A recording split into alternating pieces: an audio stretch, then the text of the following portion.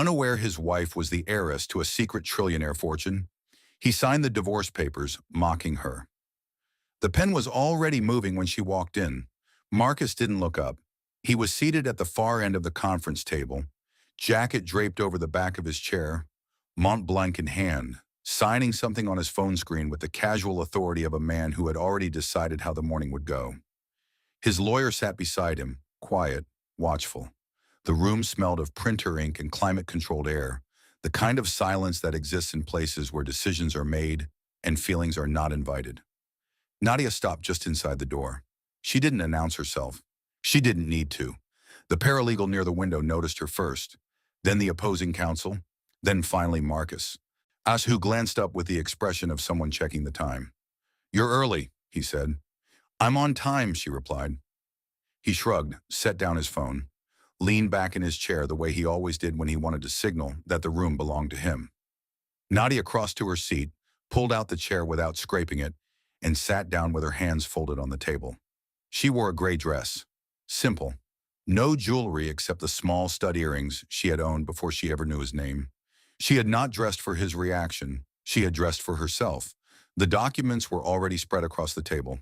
The lawyer cleared his throat and began walking through the pages in a voice that suggested he had done this many times and preferred to finish quickly.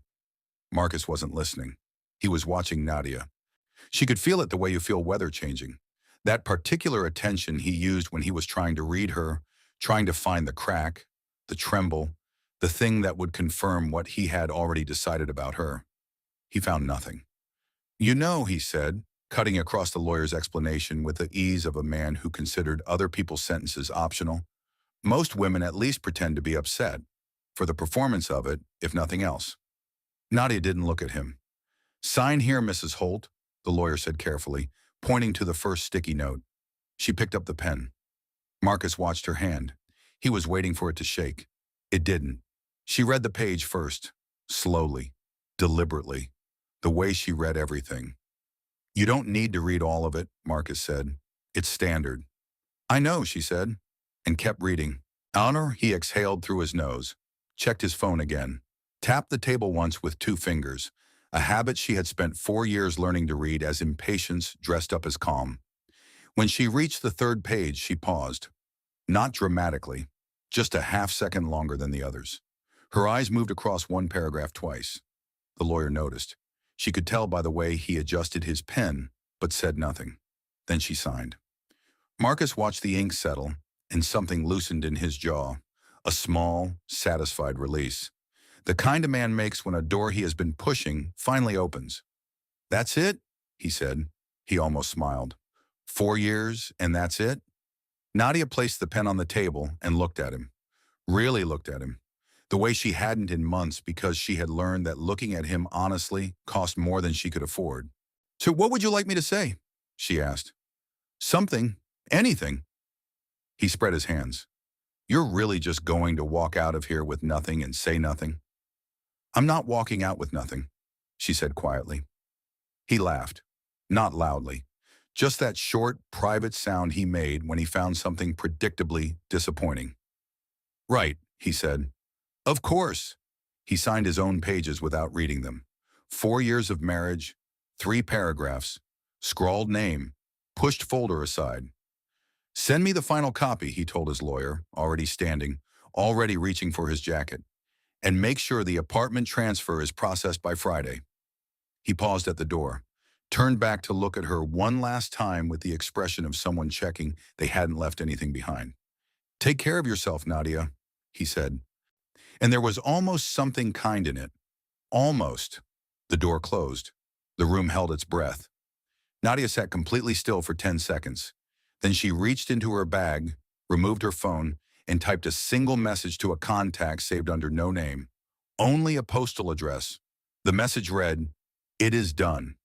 Across the city, in an office building with no logo on the exterior and no public record on any search engine, a phone screen lit up on a mahogany desk. A man with attentive eyes and careful hands read the message, set the phone down, opened a drawer, removed a sealed folder that had been waiting in that drawer for 3 years. He wrote one word on a yellow note and attached it to the front. "Ready." Marcus Holt had just signed away the last legal barrier between Nadia and the largest private trust in the northeastern United States. And he had done it in under 6 minutes without reading page 3. Welcome back to another powerful story, my beloved listeners. Kindly tell us where you are watching from and what time it is where you are at. If you are new here, prepare for a story of betrayal, unexpected love, and what truly makes a family. Drop everything and listen closely. This tale of heartbreak and redemption might just change how you view love and family forever. Now let the story begin. The conference room on that Thursday morning was not where the marriage ended. Marriages never end where the paperwork says they do. They end in smaller rooms, quieter moments, the kind that don't get recorded by any lawyer. This one ended on a Wednesday evening 14 months earlier, in a kitchen that smelled of garlic and simmering stock, when Marcus came home from a dinner he had not invited her to, set his keys on the counter and said without looking up that Adrian from his office thought Nadia should take a real job. Not I think, Adrian thinks. Nadia had been standing at the stove, stirring something that didn't need stirring, her back to him. Adrian doesn't know me, she said. She's just making an observation, Marcus said, opening the refrigerator with the ease of someone who had already moved on from the sentence. You've been freelancing for 3 years. It looks a certain way. What way? He paused, looked at her over the refrigerator door with an expression she was still learning to identify then.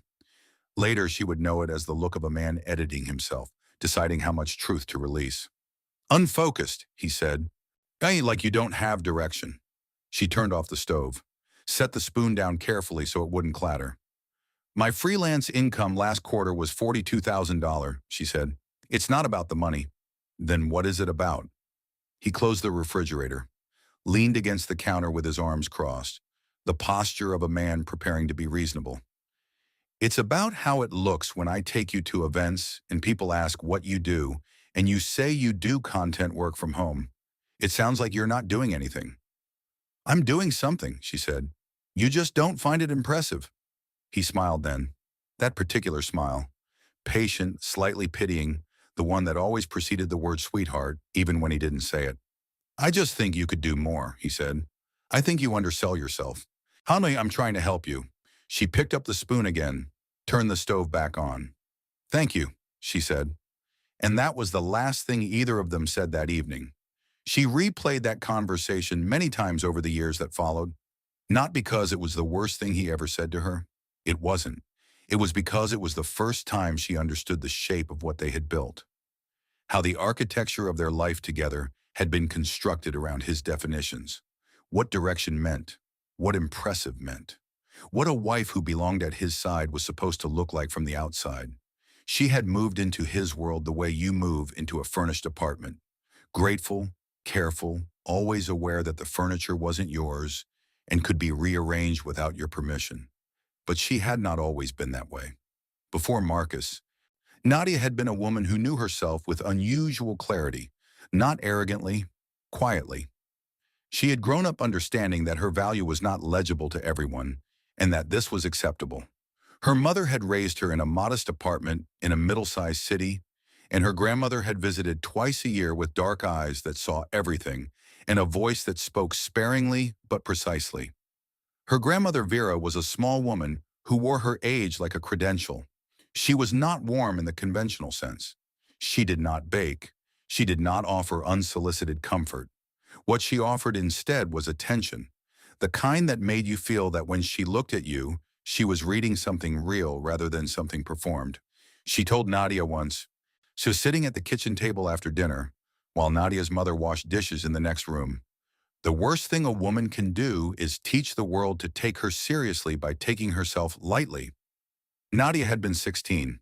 She had written it in a notebook she still owned. She thought about that sentence on the night of the rooftop networking event. It was in the 3rd year of the marriage. Marcus had invited her last minute, the way he increasingly invited her to things, as an afterthought dressed up as a courtesy. She had worn a dark green dress that she loved. He had glanced at it when she came out of the bedroom and said it was fine, which she had learned meant he preferred something else, but wouldn't say so. The venue was on the 42nd floor of a building in Midtown. The kind of place where the skyline was a backdrop for other people's ambitions and the drinks cost as much as a meal. Nadia stood with a glass of water near the edge of the terrace while Marcus worked the room with the focused energy of a man collecting contacts the way others collected evidence. He came to find her eventually, slung an arm around her shoulders in the proprietary way that looked like affection but felt like placement. "This is my wife," he said to the small cluster of people he had steered her toward. And then, before anyone could speak, "She does some freelance work, content stuff. She keeps it low-key." A woman across the circle smiled politely. "What kind of content?" Before Nadia could answer, Marcus said, "Oh, digital, online. She's not really in the industry the way we are." We, as though he and the strangers around him formed a category that Nadia existed outside of. Someone laughed lightly. Someone else pivoted the conversation back toward whatever deal had been the topic before Nadia arrived. And Marcus, satisfied, loosened his arm from her shoulders and drifted back toward the center of the group like a man returning to water. Nadia stayed where she was. She finished her water. She watched the skyline for 20 minutes without speaking to anyone because no one spoke to her. On the car ride home, she said, "You didn't have to frame it that way." "Frame what?" "What I do, the way you described it." He glanced at her briefly, then back at the road. "I was just giving context. You made it sound like nothing." "I made it sound accurate." His voice was measured, almost gentle. The tone he used when he wanted to correct her without appearing to. "Nadia, not everything has to be a declaration. Not every introduction needs to be a resume." "I didn't ask for a resume. I asked not to be dismissed." He was quiet for a moment. "You're being sensitive," he said finally. She looked out the window at the city lights blurring past. She thought about her grandmother's sentence. She thought about how long it takes to recognize the difference between someone who simplifies you out of carelessness and someone who does it on purpose. She was beginning to suspect. At home that night, she stood in the bathroom with the lights off for a while, not crying, just breathing, listening to the particular quality of silence that exists in a marriage that is becoming something neither person wants to name yet. She said nothing. She always said nothing in those moments, not because she was afraid, but because she was calculating. She was watching, the way her grandmother had watched, the way precise people watch before they act. What she didn't know, standing in that dark bathroom, was that her patience was one of the three conditions.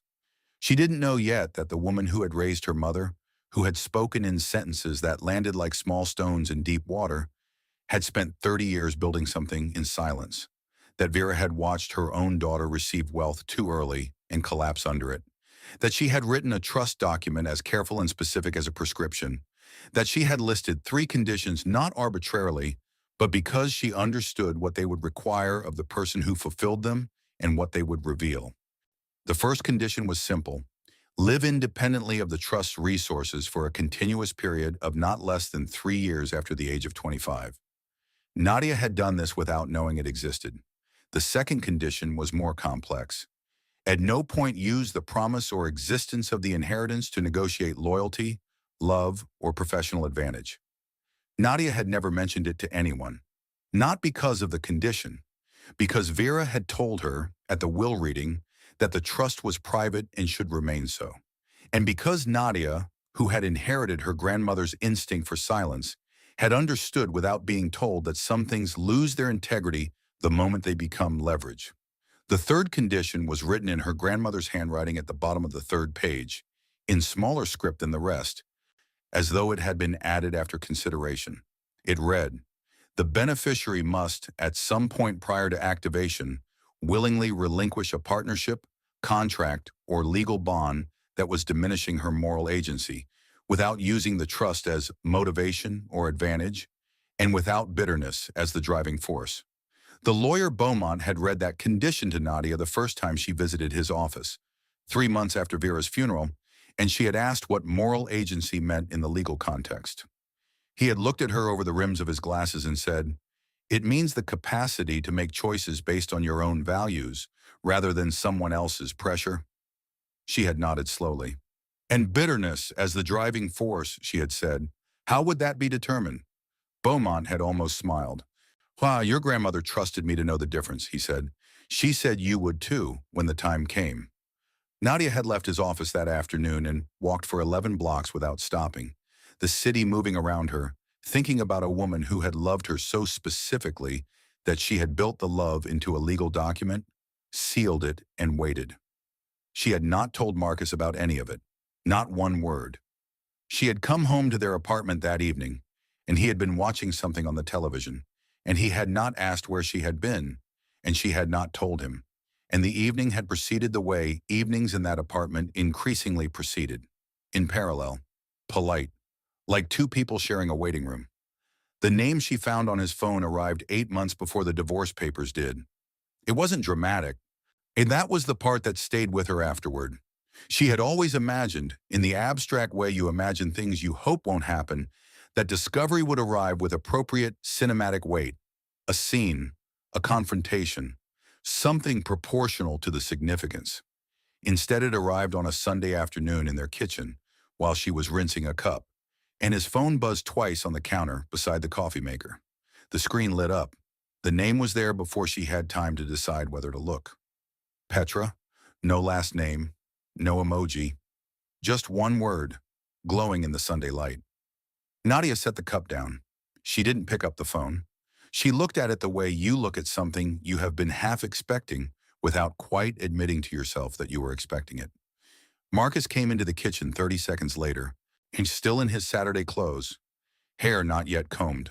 He reached for the coffee maker and then, without seeming to think about it, picked up his phone and turned the screen face down with the smooth efficiency of a man who had rehearsed the motion without knowing it. He didn't look at her. She didn't look at him. She dried the cup she had been rinsing, placed it on the shelf, and said she was going for a walk. He said, okay. She put on her coat. She left.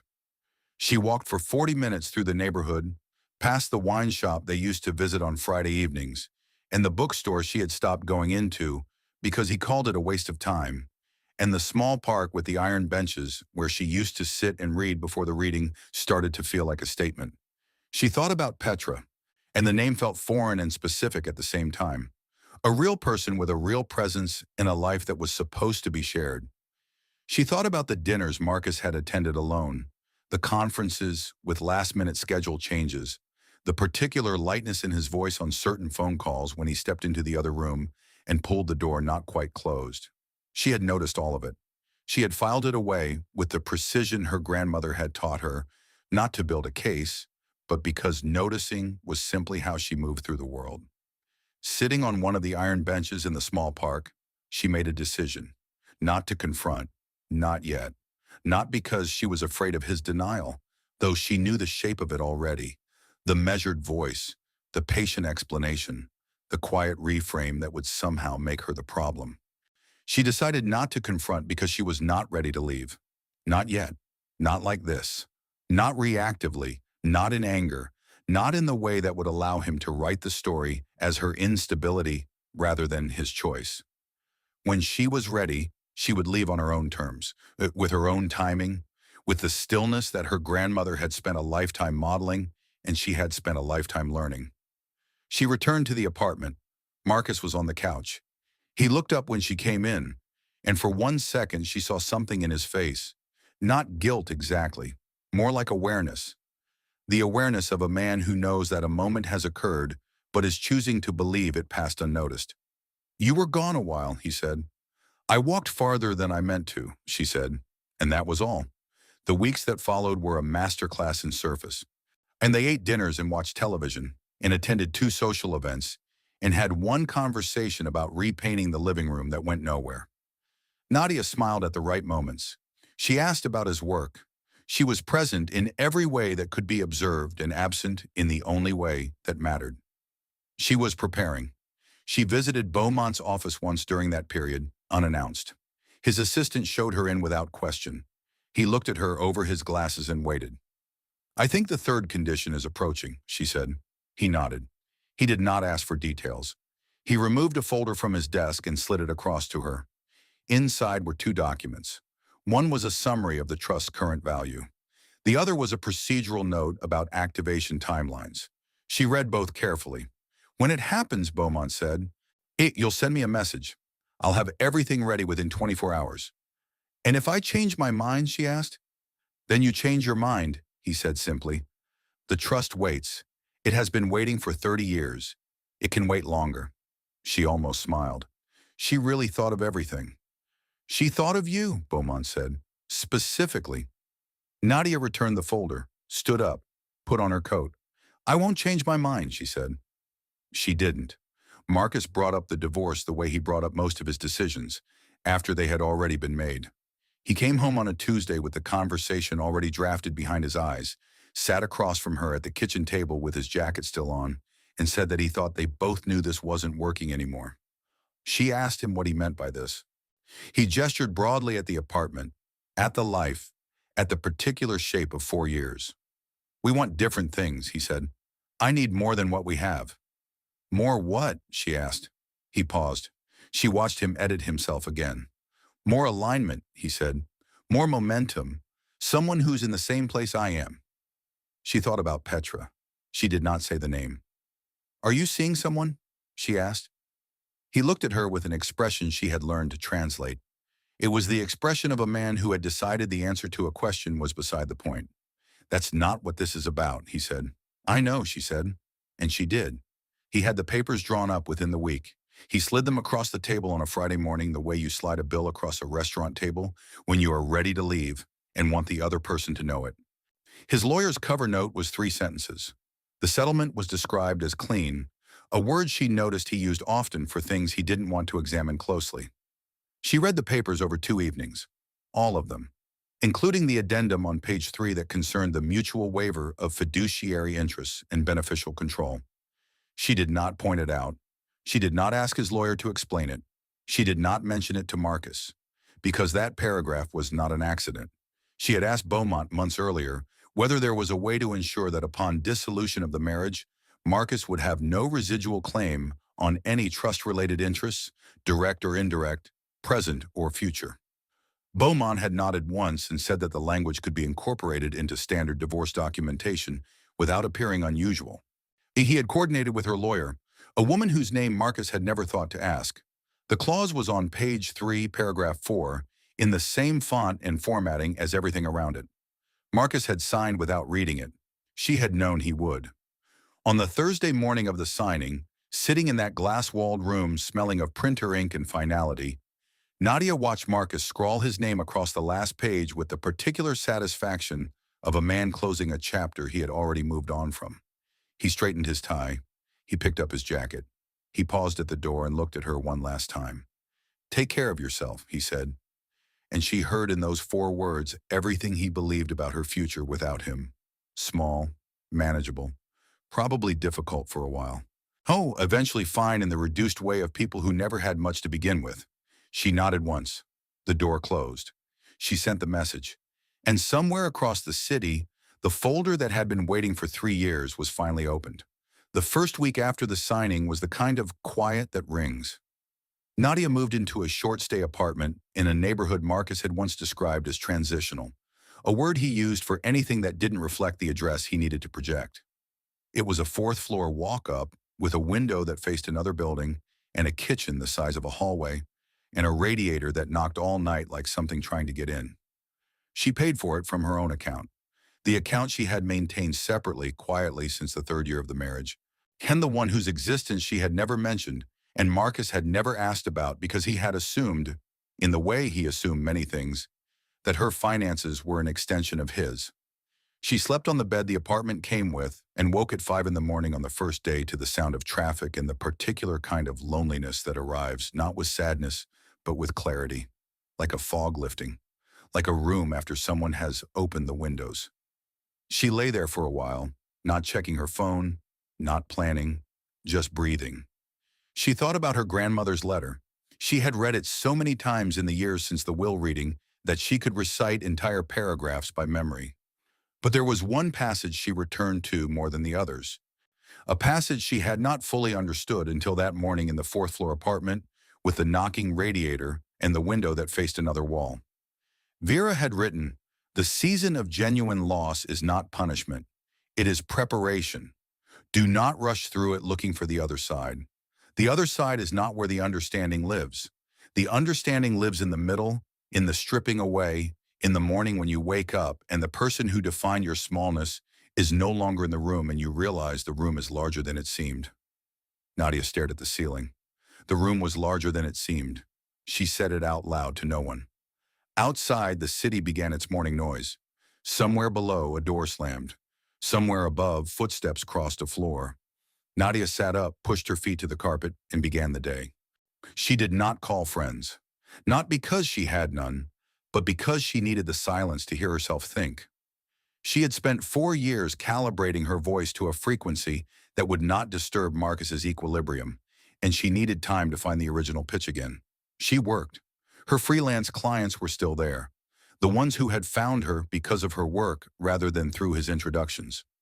She sat at the small table by the window with her laptop, and she wrote and she edited and she corresponded and she billed, and the money moved into her account the way it always had, steadily, without drama, without anyone needing to be thanked for allowing it.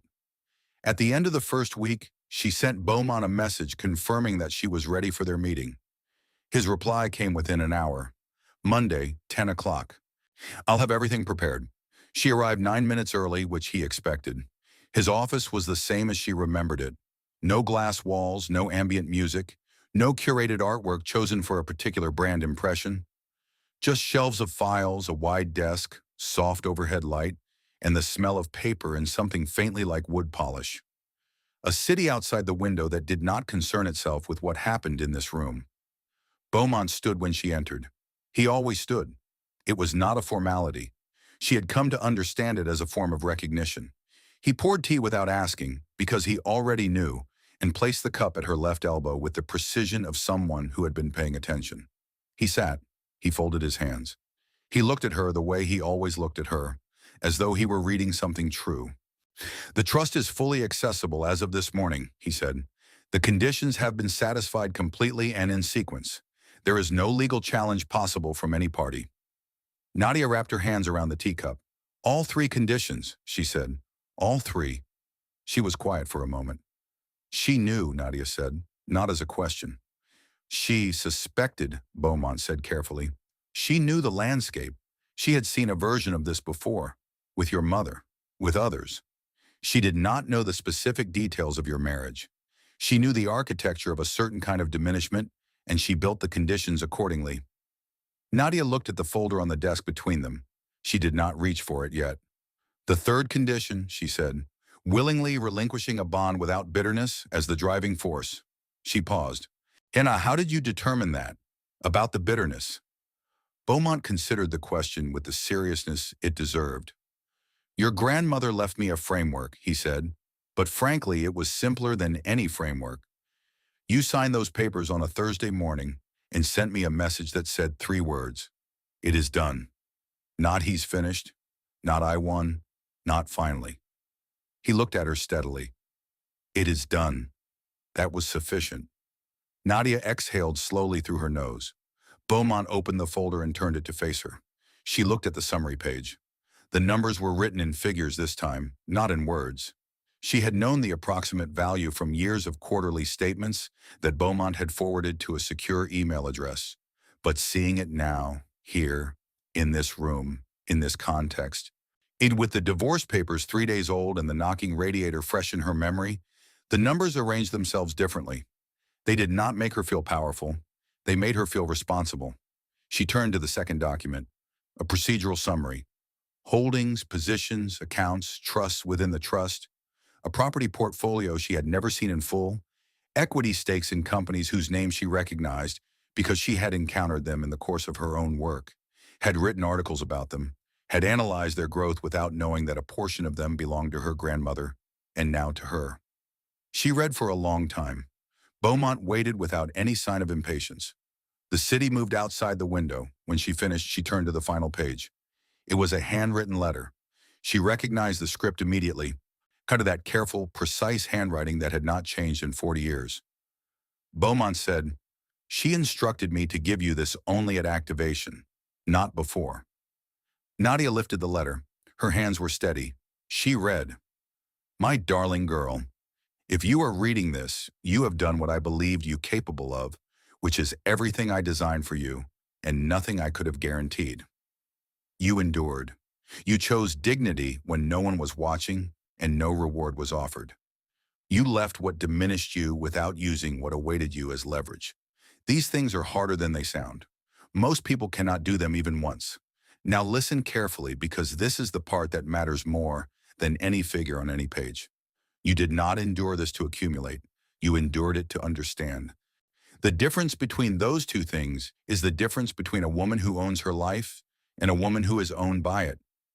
Wealth is a language. How you speak it will tell everyone who you are. Use it the way water moves, quietly, persistently, toward the places that need it most. Do not perform your power. Let it work. Do not punish. Punishment is the language of people who are still afraid. You are not afraid. And one more thing. The silence you were asked to keep, the conditions, the years of not knowing. I understand if there is a part of you that resents how long it took. I am asking you to release that resentment, not for my sake, but for yours. A woman carrying bitterness toward the dead cannot run toward the living. I loved you specifically. I hope the specificity of this love makes sense to you now. Vera. Nadia set the letter down. She did not cry immediately. She sat with the letter the way you sit with something that has traveled a long distance to reach you, with the respect owed to the journey. Then she cried. Not loudly, not dramatically. Just 2 minutes of the kind of crying that comes from being understood by someone who is no longer there to hear you say so. Beaumont sat quietly until she was finished. He pushed a small box of tissues across the desk without comment. She took one, pressed it briefly to her eyes, set it down. "Thank you," she said. "She did the work," he said simply. "You fulfilled it." Nadia folded the letter and placed it inside her coat, against her chest, where it would stay for the rest of the day. She stood, buttoned her coat, picked up her bag. At the door, she paused. "The gala," she said. "To us, the Continuum's annual event. It's in 6 weeks." "Yes," Beaumont said. "I'd like to attend this year. Formally, in my capacity as beneficiary." Beaumont allowed himself the smallest of smiles. "I'll make the arrangements," he said. Nadia nodded once, stepped into the corridor, took the elevator down to the lobby. Outside, the afternoon was cold and clear, the sky the particular shade of blue that only appears in the city in late autumn, when the light goes sideways and everything it touches looks briefly important. She stood on the pavement for a moment. Vera had been right. The room was larger than it seemed. The city was larger. Her life, stripped of everything Marcus had piled into it, was larger than the shape he had pressed it into. She began to walk, not toward anything particular.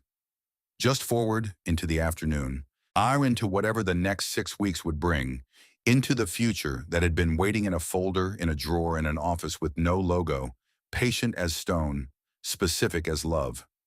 She did not know yet what Marcus was doing at that precise moment. She did not know that he had just received a phone call from Petra about a social event 6 weeks away, an industry gala, black tie, a venue that impressed even people who were hard to impress. She did not know that he had already accepted the invitation. She did not know that the invitation had been sent from an address on a street she knew well, by an assistant she had spoken to twice in the past month, at the direction of a man named Beaumont who had said, when asked whether any invitation should be extended to adjacent industry contacts, only, let the list follow protocol. Everyone relevant will receive one. She did not know any of this yet, but the city knew. The way cities know things, in the movement of envelopes and the crossing of streets, and the particular way that certain threads, pulled from opposite ends, always find each other eventually. In 6 weeks, in a ballroom lit by chandeliers on Fifth Avenue, 2 people who had signed their names on opposite sides of a table would stand in the same room again. But only one of them would understand, standing there, what the room meant. And by then, it would be far too late for the other one to change anything at all. The invitation arrived on a Wednesday. Marcus found it on the console table near the front door of the penthouse where his new housekeeper left the physical mail he rarely bothered to open. He almost walked past it. He was on a call, outer jacket half on, the morning already crowded with the particular urgency he had cultivated as a personality trait. But something about the envelope made him stop. The weight of it, the texture, cream-colored stock so thick it felt almost arrogant. The kind of paper that exists only in rooms where certain decisions get made and certain names get spoken with a deference that cannot be purchased directly, but accumulates over decades of the right associations. He picked it up, turned it over. The seal on the back was embossed rather than printed, a small detail that his trained eye registered with involuntary attention. The Ashford Continuum, annual gala, by invitation only. He finished his call without absorbing the last 3 minutes of it. He had heard the name before. Distantly, the way you hear a word in another language that sounds familiar but carries a meaning just beyond reach. The Continuum.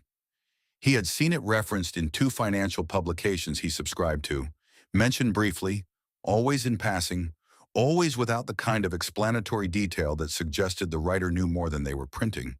He had filed it the way powerful men file things they don't yet understand, as something to investigate when it became relevant. He looked at the invitation again. The Plaza Hotel, 5th Avenue, 6 weeks from Saturday. Black tie. He set his briefcase down. He stood in the doorway of his own apartment and read the invitation twice more, and with each reading the shape of the evening clarified itself into something he recognized and wanted. A room full of the kind of people who didn't need to announce what they controlled. A room where presence itself was a credential. A room he had been working toward in the oblique, effortful way of a man who understood that certain doors didn't respond to knocking, but to patience and positioning. He had been patient. He had positioned himself carefully, and now apparently someone had noticed. He forwarded the details to his assistant before he had even put his jacket on properly. "Clear the 15th, he wrote. "This one matters." Petra was reading when he came into the living room. She looked up with the expression she had been wearing more frequently lately, attentive but slightly guarded, as though she were listening for something beneath the surface of whatever he was about to say. They had been living together for 3 months. The arrangement had arrived with the naturalness of things that have been waiting to happen, the way a conclusion arrives after its premises have been quietly assembling.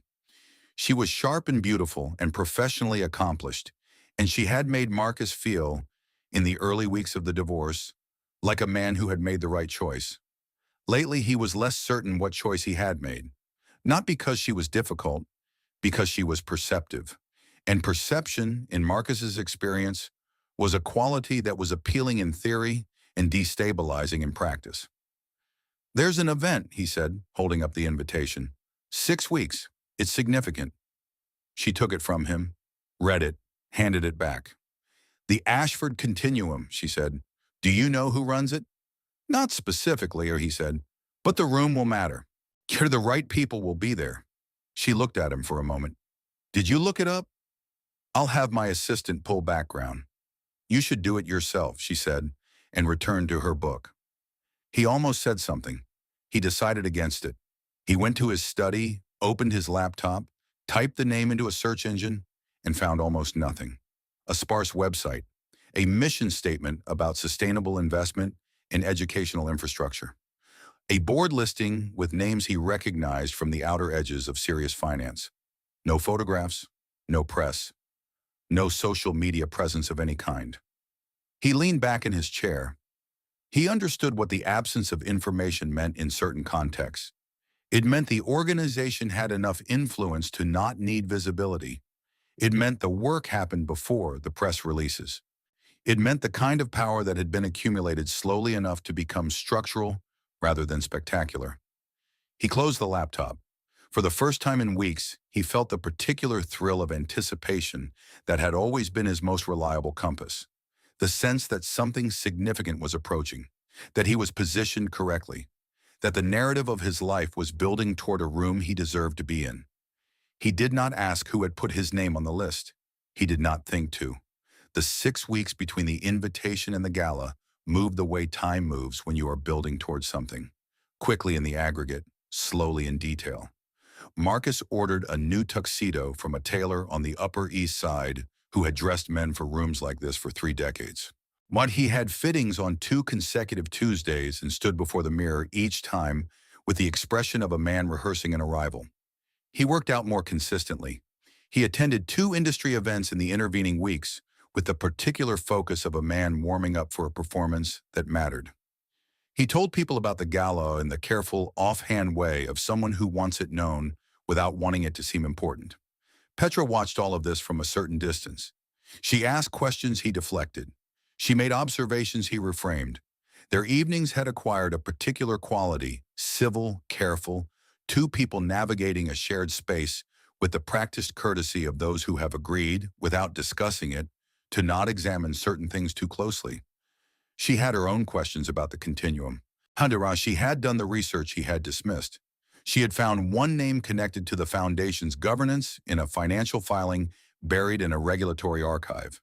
The name meant nothing to her, but the fiduciary title beside it did: sole controlling beneficiary, a designation that in the context of a trust of this magnitude meant something specific and irreversible. She had written the name down on a piece of paper and put it in her drawer and not mentioned it to Marcus. She was waiting to see if the name would become relevant.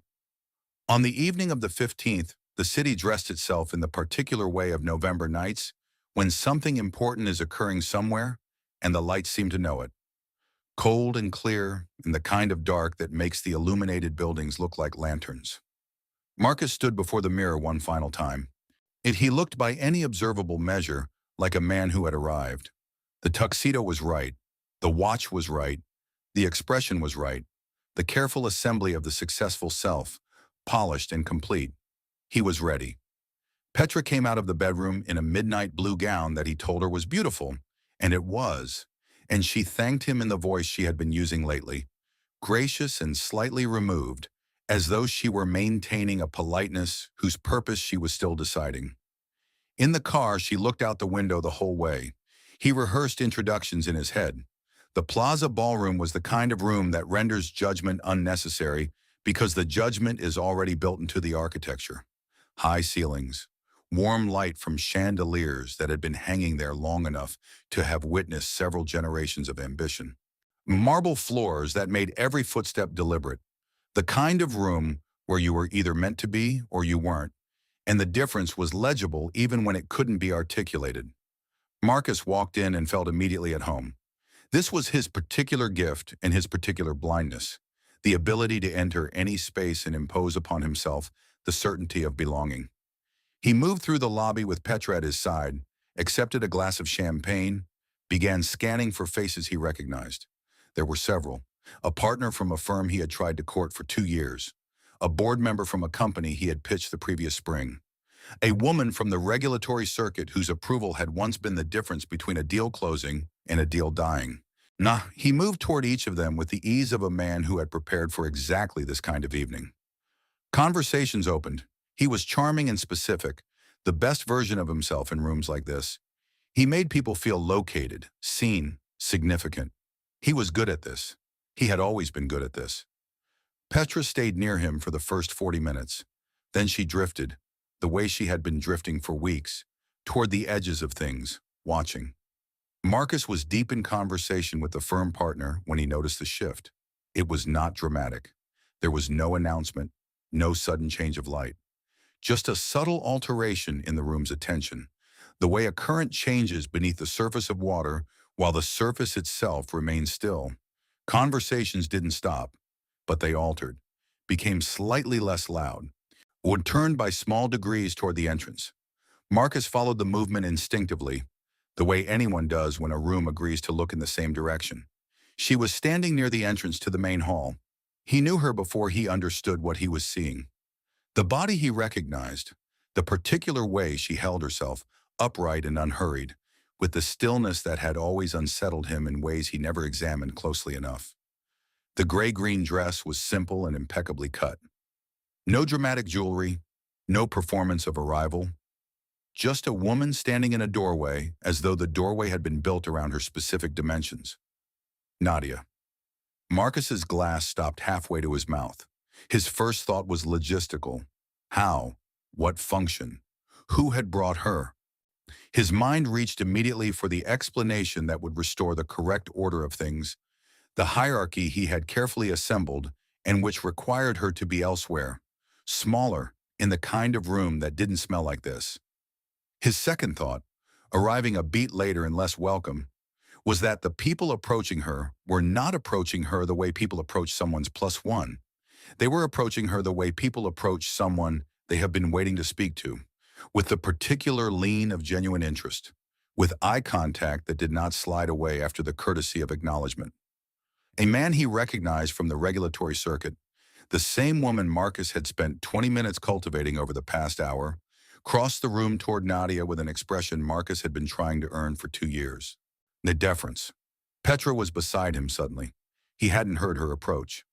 "That's your ex-wife," she said. It was not a question. "Yes," Marcus said. His voice was level, controlled, performing control. "Why does everyone seem to know her?" "They don't," he said. "She must know someone here." But even as he said it, he watched Thomas Beaumont cross the room from the far side, his small, precise figure moving with the particular purpose of a man who is exactly where he is supposed to be, and stop beside Nadia with an ease that was not the ease of a recent introduction. They did not shake hands. They spoke the way people speak who have been speaking for years. Marcus set his champagne on the nearest surface. A soft tone from the front of the room indicated that the formal portion of the evening was beginning. The crowd shifted. It arranged itself. The particular choreography of people who understood the rhythm of these events. The host stepped to the podium. He was a man in his 60s with the voice of someone accustomed to rooms that listened. "Good evening," he said. "Thank you for joining us for the Continuum's annual gathering. Before we begin the program, it is my privilege, as it is each year, to acknowledge the individual whose vision and whose grandmother's vision have made this work possible." The room was very quiet. Our sole-controlling beneficiary, the chair of the Ashford Continuum, Miss Nadia Ashford. The applause began before he finished the name. Not explosive. Not the applause of surprise. The applause of a room that already knew and was simply confirming, out loud, what everyone present understood about who held the weight in this space. Nadia stepped forward from where she had been standing near the side of the room. She did not hurry. She nodded once to the host, turned briefly to acknowledge the room, her gaze moving across the assembled faces with the calm directness of a woman who had learned, at great cost, not to make herself smaller for any audience. Her eyes passed over Marcus without stopping.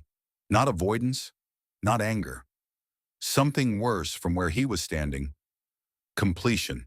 The expression of a person who has closed a chapter so thoroughly that when they encounter a page from it, they feel nothing beyond the mild recognition of something that once was and is simply no longer. Marcus felt the blood leave his face in the specific, comprehensive way that precedes understanding. He pulled out his phone. His hands were steadier than they had any right to be. He opened his email, found the divorce documents, scrolled past the cover sheet, past the property section, past the accounts and the confidentiality clauses, past everything he had skimmed in the 6 efficient minutes of that Thursday morning. Page 3, paragraph 4. He read it 3 times. Mutual waiver of present and future claims arising from fiduciary interests, trusts, or beneficial control associated with the named spouse, including but not limited to direct holdings, equity positions, board influence, and partnership rights, waived irrevocably and in perpetuity upon execution of this agreement. The words rearranged themselves, then rearranged again, then landed in the only configuration that made sense. He had signed away every possible claim, every conceivable connection, every thread of access or influence that his marriage to Nadia might have generated. He had signed it without reading it, in the 6 minutes he had spent in that glass-walled room, waving off the lawyer's explanation, impatient to be finished with a woman he had already decided didn't matter.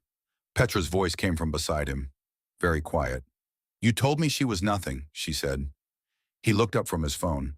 At the front of the room, Nadia was speaking now, her voice carrying through the ballroom with a clarity that did not require amplification.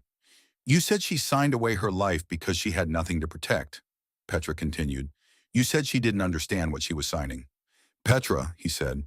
"She understood everything," Petra said. "I think she may be the only person in this situation who understood everything." He opened his mouth. She held up one hand, not aggressively, just firmly, the gesture of a woman who has decided something and is simply communicating the decision. "I looked her up," Petra said. 3 weeks ago, I found a filing. I saw the title. I wanted to see if you knew. She looked at him with something that was not anger and not quite pity, and resided in the uncomfortable space between them. You didn't know, but you also didn't ask. And I think for you, those two things are the same. Marcus said nothing. You described her to me as someone who needed rescuing, Petra said. I believed you because it suited me to believe you. That's my accountability. She set her champagne on the table beside her with a care that suggested finality. Hi, but I'm not going to stand here and watch you manage your reaction to this and call it a conversation. She picked up her small bag from the table. Petra, he said again. I'm going to go, she said. Not dramatically, I'm just going to go. She walked toward the exit with the steady, unhurried stride of a woman who had made her decision on the way to the venue and had simply been waiting for the right moment to act on it. She did not look back. Marcus stood in the middle of the most significant room he had ever been invited into and watched two things happen simultaneously. In front of him, Nadia spoke to an audience of people who controlled more capital than Marcus had ever been in the same building with. Behind him, the door of the plaza's grand entrance opened and closed, and Petra was gone. He thought about the tuxedo fitting, the mirror, the expression of a man who had arrived. He thought about the apartment on the 42nd floor he had kept, and the woman he had removed from it, and the particular satisfaction he had felt on the morning the papers were signed. The clean and absolute satisfaction of a man who believed he had made a precise calculation and come out correct. He thought about page 3. He thought about Nadia's hand not shaking. He left before the dinner service. He did not say goodbye to anyone. He collected his coat from the cloakroom attendant who handed it over with the professionally neutral expression of someone who had witnessed many kinds of departures from this particular building.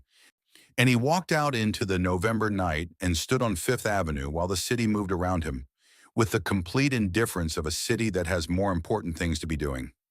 He did not call anyone. He stood on the pavement for a long time. In the weeks that followed, the architecture of Marcus's professional life revealed itself to be more load-bearing than he had understood.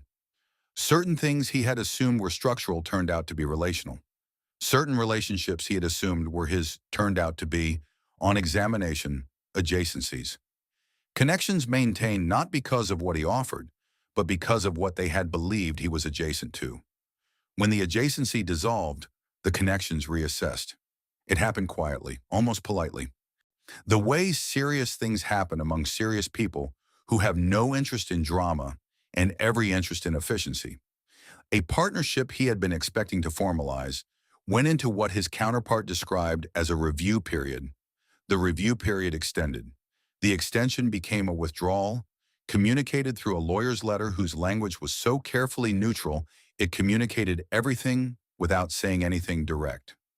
A board position he had been informally approached about was filled by someone else without explanation.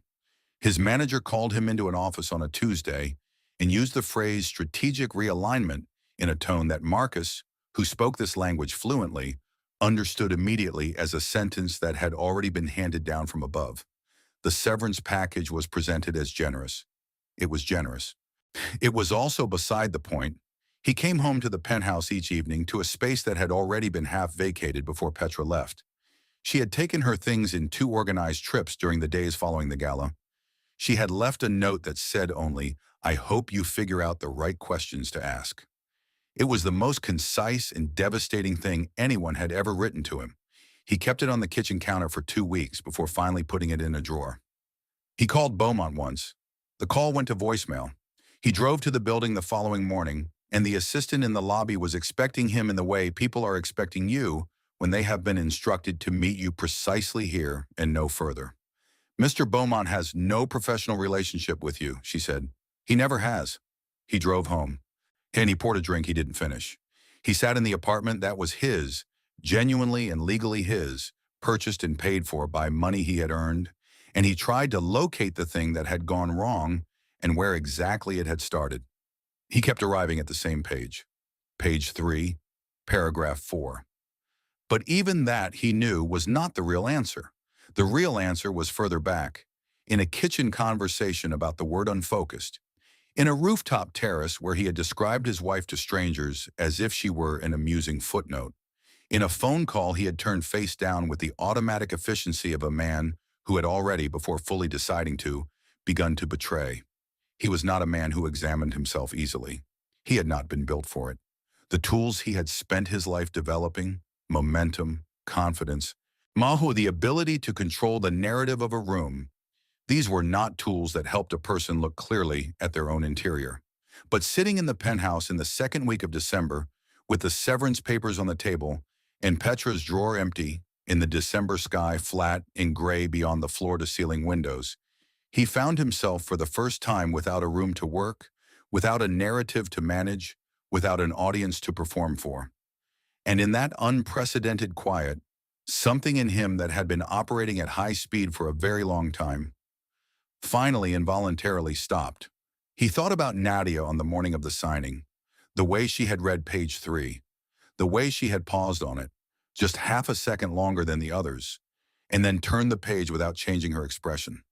He had watched her do it and had thought, with the particular condescension of a man who has already decided what a woman understands and doesn't, that she was taking her time for the performance of thoroughness, that she was reading carefully because she wanted to seem like someone who read carefully.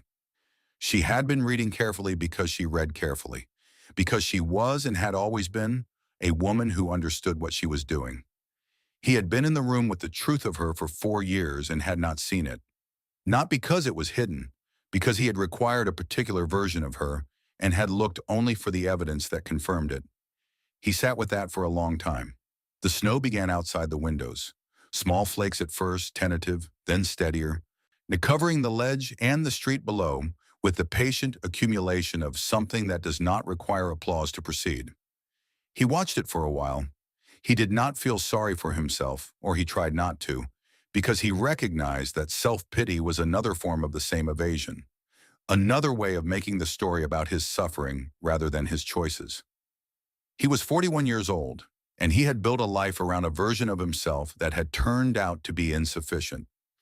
Not in the way of a man who lacks intelligence or capability, but in the more damaging way of a man who had confused confidence with understanding and presence with substance. He had stood in rooms all his life. He had rarely asked what the rooms were for.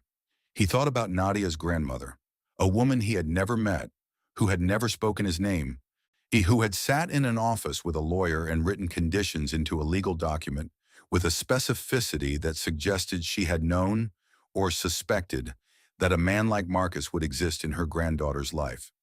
Not him specifically, the type, the pattern, the architecture of a certain kind of diminishment that arrives in good tuxedos and speaks in complete sentences and sincerely believes it is being generous. He thought about what it meant that a woman he had never met had built a system around protecting someone she loved from him. Not maliciously, just accurately, just with the clarity of someone who had seen this before and understood what it cost. He found that he could not be angry about it. He found that the honest version of what he felt, examined without the noise of the performance he usually maintained, it was something closer to grief. Not for Nadia, or not only, for the 4 years, for what they might have been if he had been the person who brought her a plate at a dinner party and then had the integrity to remain that person. For what he might have built with a woman who had been willing to be in the room with him even as he made the room smaller and smaller. He had not understood that she was making a choice every single day to stay. He had taken her staying as proof that she had nowhere else to go. He understood now, sitting in the penthouse with the snow accumulating outside, that she had stayed because she had decided to, that her patience had never been helplessness, that her stillness had never been emptiness, that the quiet he had mistaken for absence had been, all along, and the evidence of a depth he had not had the generosity to try to reach. He understood it now, when there was nothing useful to do with the understanding. That was the particular cruelty of clarity arrived at too late. It was not refused. It was simply useless. The door it might have opened had already been closed from the other side. Not in anger, just finally, the way you close a door in a room you have finished being in. He picked up his phone. He opened her contact. Her name still there, unchanged, a remnant of a life that had been reorganized without anyone formally announcing it. He looked at her name for a long time. He did not call. He put the phone face down on the table. Not the way he used to do it, quickly, reflexively, hiding something, slowly, deliberately. The gesture of a man who has understood something and has the small dignity of not making it someone else's problem. Outside, the snow continued. Across the city, in the fourth-floor apartment with the window that faced another building and the radiator that knocked at night, Nadia was not thinking about Marcus. She was on a call with Beaumont, reviewing the first quarter allocation of the Trust's educational fund. There were 3 initiatives she had identified in the past 2 months: a literacy program in 2 underfunded school districts, a scholarship fund for first-generation university students, and a small grant program for women rebuilding professional lives after significant personal disruption. That last one had come from her own experience. Not explicitly, not as autobiography, but as understanding, the way genuine empathy always comes from having been inside a version of the thing you are trying to address. She had been surprised in the months since the activation by how little the money had changed her daily texture. She still woke early. She still made her own coffee. She still sat at the table by the window with her laptop and worked for several hours before the morning became something else. The work was different now, larger, more consequential, but the rhythm of her days had the same basic structure: one foot in front of the other, one decision at a time, the small dignity of a life that belonged to her. What had changed was the absence of a particular kind of weight, the weight of calibration, the daily unconscious labor of managing herself in relation to someone else's expectations, the calculation, so ingrained she had stopped noticing it, of how much of herself to offer and how much to hold back, of how to frame her thoughts so they arrived in a shape he could accept. That weight was gone. She had not anticipated how much of her energy it had been consuming until she had it back. She called her mother once a week. Her mother had moved to a smaller city upstate, a choice she had made quietly and without fanfare 3 years earlier, and she seemed, in the careful way of women who have navigated difficult terrain, genuinely settled. They did not discuss Marcus. They discussed the initiatives, her mother's garden, a book they had both read, the small, ordinary continuities that are the actual substance of love between people who know each other well. She had dinner twice with a man she had met at a foundation event in October. His name was not important yet. He was thoughtful and specific, and when he asked questions, he waited for the full answer, not the edited one, not the version shaped to fit a preferred response. He disagreed with her twice in the first conversation, with the ease of someone who trusted her to receive disagreement as information rather than attack. The second dinner had gone 3 hours. She was not in a hurry. She had learned at some cost the difference between choosing and settling, between a person who makes room for you and a person who simply hasn't gotten around to filling your space with something else. She would not mistake the latter for the former again. Not because she was bitter. She had released bitterness in the fourth-floor apartment on the first morning after the signing, somewhere between 5 and 6 a.m., and when she had lain in the dark and felt the ground beneath her hold. But because she understood now, with the clarity that costs something to acquire, what she was worth and what she was not willing to trade it for. She knew that Marcus had left the gala early. She had been told by Beaumont's assistant in the brief way that information like that gets conveyed when it is relevant but not important. She had nodded and moved on. She did not wonder what he had felt standing there. Or rather, she wondered briefly and then released the wondering because it was his experience to have and hers to not require. She did not hope for his suffering. She was too tired for that. Suffering was not resolution. Resolution was this: the call with Beaumont, the allocation table on her laptop, the snow outside the window, the dinner she was meeting someone for in 2 hours, the letter from her grandmother folded in her coat that she had transferred to each coat she had worn since October. She did not need Marcus to understand what had happened in order for what had happened to be real. The people who dismiss us, she had written in her notebook in early November, in the small hours when thoughts arrive with the accuracy that daytime crowds out, do not take our value with them when they leave. They leave it behind. They leave it intact, waiting. And the only question is how long we make it wait before we go back for it. She had not made it wait long. She had known where it was. The snow outside her window softened the city's edges. She finished the call with Beaumont, closed her laptop, put on her coat. Her grandmother's letter was in the left inside pocket, folded into quarters, slightly soft at the creases now from handling. She touched it once through the fabric, a small habit, not for comfort exactly, more like confirmation, the way you touch a compass before you begin. She turned off the light in the main room, picked up her keys, moved to the door. The evening was ahead of her.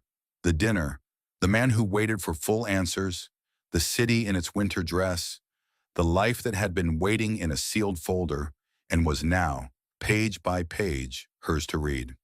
She opened the door, stepped out, pulled it closed behind her, not quickly, not slowly, just the ordinary motion of a woman leaving a room she has finished being in and moving toward whatever comes next. She did not look back. There was nothing back there that needed her. And sometimes, and the most powerful thing a person can do is simply go forward, specifically, deliberately, into the life that was always theirs, the moment they stopped asking permission to live it. And that is where we leave her, not at a pinnacle, not in triumph, simply moving forward in a city that no longer feels like someone else's backdrop, in a coat with a letter in the pocket, in a life that fits. My beloved listeners, if you have stayed with this story from its first breath to its last, then something in it found you. Perhaps it was the silence, the patience, the particular cost of being in a room with someone who does not see you, and the longer, quieter cost of learning to see yourself clearly once you have left. The ancient philosopher Marcus Aurelius wrote that you have power over your mind, not outside events. Nadia did not control what Marcus chose. She did not control the years it took. She controlled only what she held on to inside them. Her character, her clarity, her refusal to become bitter when bitterness would have been so much easier. Epictetus reminded us that it is not what happens to us but how we respond that determines who we become. Nadia responded with patience when others would have responded with war. She responded with stillness when others would have dissolved. And in the end, the stillness was not the absence of strength. It was its purest expression. If this story reached somewhere real in you today, I want to gently ask you to press the like button below. Share this with someone who might need to hear it. Subscribe to this channel because there are more stories coming, more lives to sit with, and more quiet truths that deserve to be told in full. And if you are somewhere in the middle of your own version of this, in the season of loss that feels like ending, but is actually preparation, I want you to hear this clearly. The ground beneath you is holding. It held Nadia. It will hold you. Thank you for listening. Thank you for being here. Until the next story, take care of yourself, specifically and completely. This story is a work of fiction created for emotional reflection in cinematic storytelling. All characters and events are entirely imaginary. Any resemblance to real persons is coincidental. The purpose of this narrative is to explore themes of self-worth, patience, and the quiet power of integrity under pressure, not to provide legal, financial, or personal advice. Thank you for watching with an open heart.